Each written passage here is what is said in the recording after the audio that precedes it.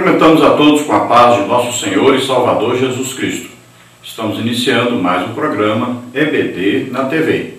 O nosso programa de EBD na TV está no ar já há 14 anos na TV Cidade Esperança, de Imperatriz Maranhão, cujo pastor-presidente é o pastor Raul Cavalcante Batista. Nós estamos estudando as revistas da CPAD com o tema A Obra da Salvação. Jesus Cristo é o caminho e a verdade e a vida. E o comentarista das lições deste quarto trimestre de 2017 da CPAD é o pastor Clayton Ivan. Hoje estaremos estudando a lição de número 8, que tem como título Salvação e Livre Arbítrio. Queremos avisar aos irmãos de São Paulo que nós estaremos aí no início agora de dezembro, como você vê aí nesse folder, e também aos irmãos de Salvador, na Bahia. Nós estaremos também aí neste final de ano. Então convidamos a todos os irmãos para estarem conosco aí, tanto em São Paulo quanto em Salvador, na Bahia. Se você deseja nos convidar, aí você vê o nosso telefone, que também é o WhatsApp, o telefone é da TIM, e temos também aí nosso e-mail, henriquelhas@hotmail.com. Henrique L de Luiz, H de Henrique, A de Almeida, S de Silva. Então, henriquelhas@hotmail.com. Nós fazemos palestras de EBD para professores, superintendentes, obreiros, e todos interessados. Também fazemos palestras de EBO, Escola Bíblica de Obreiros. Fazemos palestras sobre missões. Eu já fui missionário. Pela graça de Deus, abrimos aí 8 igrejas, que já estão todas construídas e cheias, graças a Deus. Também fazemos palestras sobre evangelismo, fazemos palestras sobre dons do Espírito Santo, fazemos palestras sobre escatologia, sobre família, sobre discipulado. Então fazemos palestras sobre vários assuntos diferentes. Você nos convida, nós estaremos aí com você em sua igreja. Vamos então à nossa lição, que é a lição número 8, Salvação e Livre Arbítrio. Então, salvação, nós estamos estudando sobre salvação. A salvação só é efetuada a partir de Jesus Cristo morrendo por nós na cruz. Só a partir daí a salvação foi efetuada. Quando nós falamos de graça de Deus, a graça de Deus é o quê? Jesus Cristo morrendo por nós na cruz do Calvário. No Antigo Testamento, havia o que? A promessa da graça.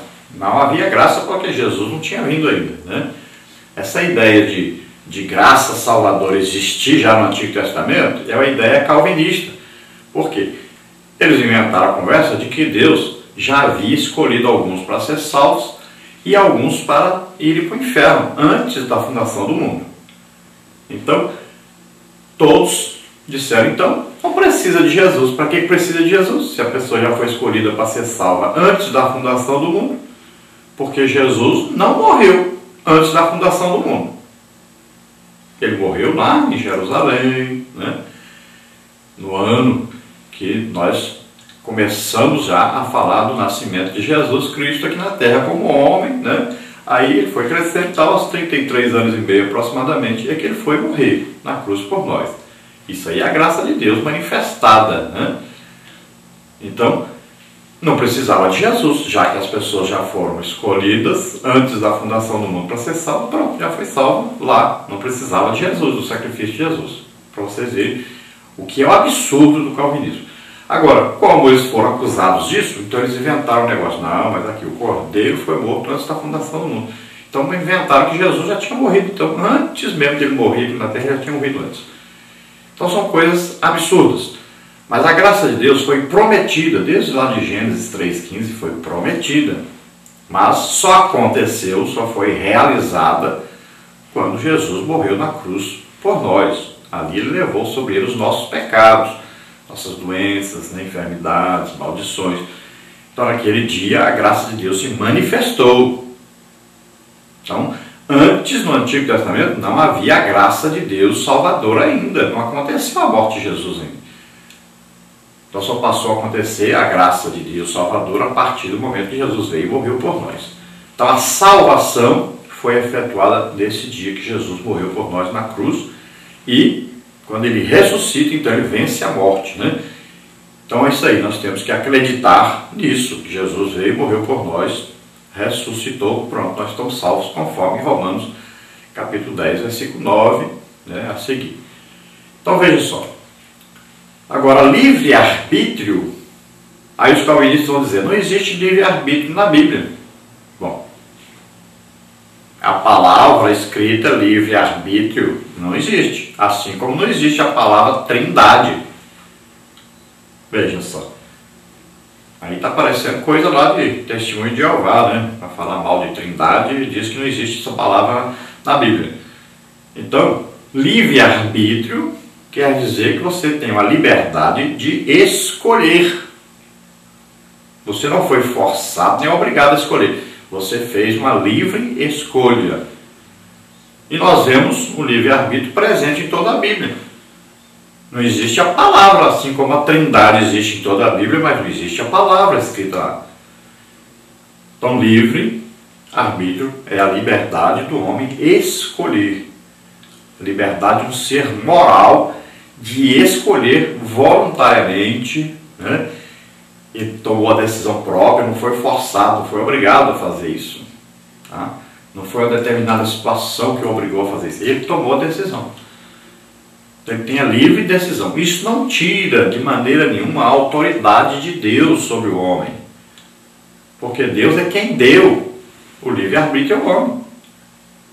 Não foi o homem que conquistou o livre-arbítrio. Veja bem a ideia de Satanás, por exemplo. Então Deus criou Satanás, os anjos, e deu livre-arbítrio. Por isso Satanás escolheu que queria ser maior do que Deus. Foi expulso, e a terça parte dos anjos queriam seguir ele, seguiram, pronto. Foram expulsos também. Aí Satanás e os seus demônios. Antes era Lúcifer e os anjos, né? Então veja só, Deus criou e deu o livre-arbítrio. Ele é a autoridade máxima, ele faz o que ele deseja, faz o que quer. Então o calvinismo parece que quer colocar Deus dependente do ser humano e não o autor da criação, não o dono de tudo. Olha bem, quando Deus cria o homem, Deus dá uma ordem ao homem, não foi a Eva e Adão. Deus deu uma ordem a Adão, que ele não podia comer da árvore do conhecimento do bem e do mal. Olha aí, duas opções. Tem o conhecimento do bem e do mal.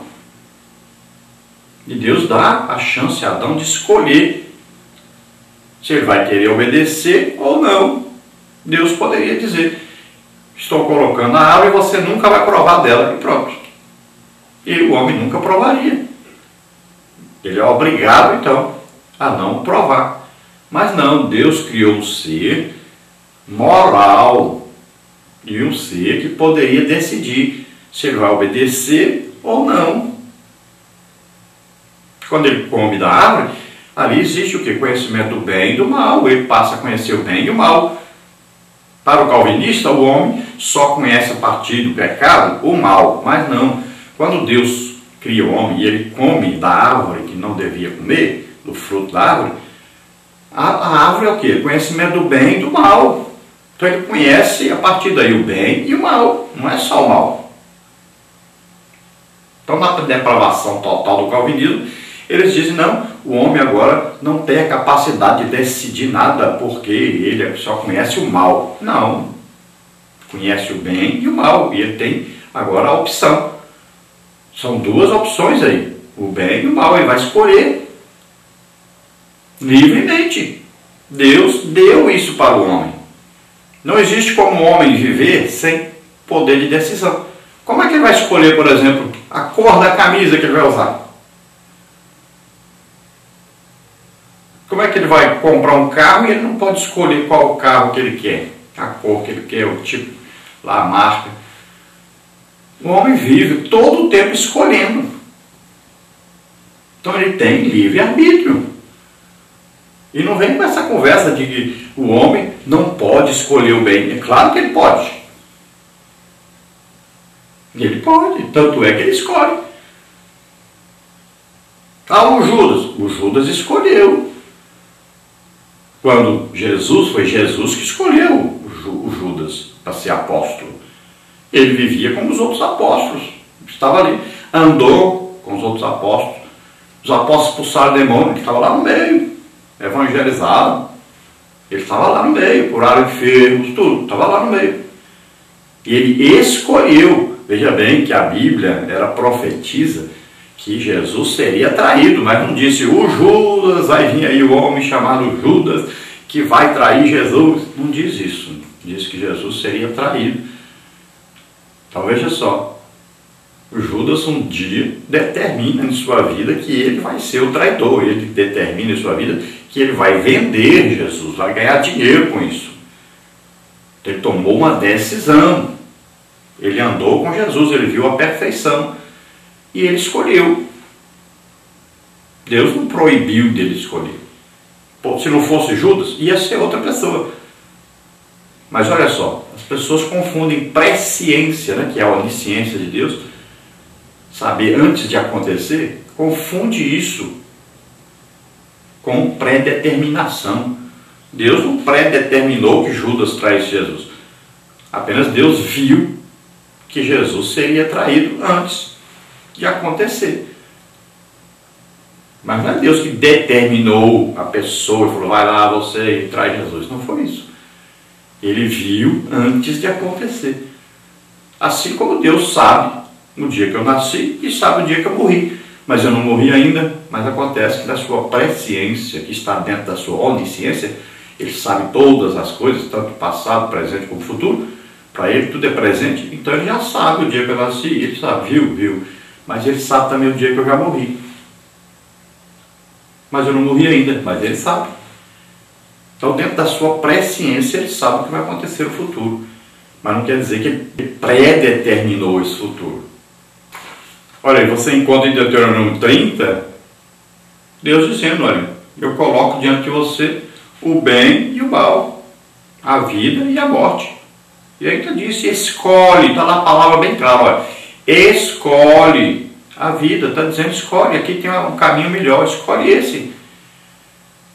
Está dizendo, pode escolher. Nosso texto hoje está aí então, de Salmos 25, 12, que diz, qual é o homem que teme ao Senhor? Ele o ensinará no caminho que deve escolher. Então são vários versículos bíblicos, né, que provam o direito de escolha do homem. Um desses é esse aqui que nós acabamos de ler, textual. Então escolhe, o homem pode escolher. Então existem opções. E o homem pode escolher livremente. Deus não vai obrigá-lo a escolher uma coisa. A verdade prática diz, o projeto primário de Deus foi salvar a humanidade. Todavia, de acordo com a sua soberania, concedeu o livre-arbítrio ao homem. Então existe um projeto de Deus para salvar o homem, que nós chamamos plano de redenção, ou plano de salvação. Então Deus fez esse projeto para salvar o homem. Agora, assim como um empresário tem uma empresa e ele escolhe os seus funcionários, escolhe o seu funcionário de confiança, né, ele que escolhe. Assim também Deus, para fazer esse plano acontecer, ele escolheu algumas pessoas, não é o povo inteiro, não predeterminou nada. Ele escolheu algumas pessoas-chave para que esse plano pudesse se cumprir. Como, por exemplo, o Jeremias, o profeta Jeremias, Deus escolheu com uma função dentro do seu reino, né? Existem vários. Então, o Abraão, olha aí, Deus escolheu para um propósito, né? Lá o Noé, Deus escolheu para um propósito. Então, pessoas que Deus escolhe e coloca ali dentro do seu plano, né? Mas ele não falou assim, esses aqui estão escolhidos para ser salvos, esses aqui escolhidos para ir para o inferno, a humanidade toda. Não existe isso. A Bíblia declara que Deus quer que todos sejam salvos. Tanto é que ele escolheu essas pessoas determinadas exatamente para que todos pudessem ser salvos.